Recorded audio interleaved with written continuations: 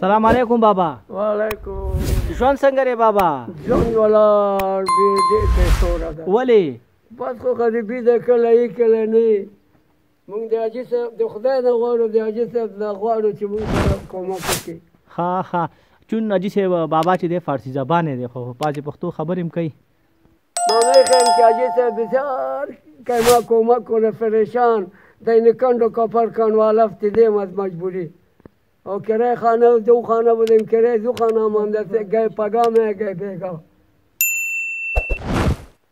بس بابا زه بس تاسو دا ویډیو حتما حاجي صاحب ته رسوم چې تر څو تا سره لیډر ته والي سودار ته وایي ته به پې بې کار کې او ولې نه کوم کار کې پې او خود نو بس انشاءالله ته دواګانې کوه حاجي صاحب ته زه به او حاجي صاحب ته ووایي چې خدای وکړي چې لږ ذره نقدې پیسې موږ سره وکړي. بس زه ته ستا خبره رسومه بابا.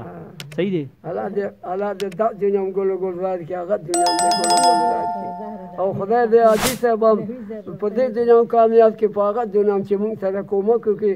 یعنې چې زموږ سره کومک وکړو په دې پوه شي چې اج ته لاړ.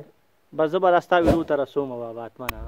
بس دا د یو سپین ږیري بابا ژوند او هغه هم په دغه کنډر کور او تر څنګ یې دغه پلی پاپړ او دغه شیان د خرڅول حاجي صاحب دا وګوره.